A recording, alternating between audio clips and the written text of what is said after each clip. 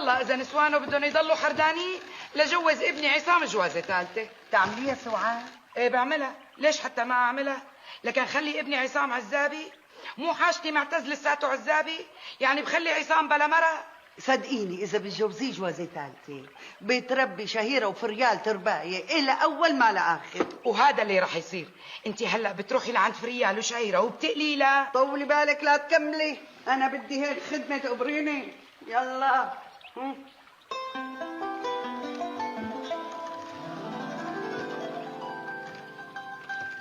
اسمعي ام بشير، اليوم هدى بترجع لعند جوزها، شو فهمتي؟ أمرك ابن عمي أمرك. يعني ما بدي ارجع على الغدا ولاقيها بالبيت؟ حاضر ابن عمي حاضر. خاطرك.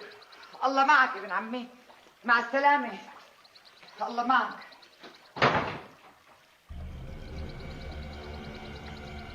تفضلوا سيدي. شو هاد؟ حجز على نص البيت.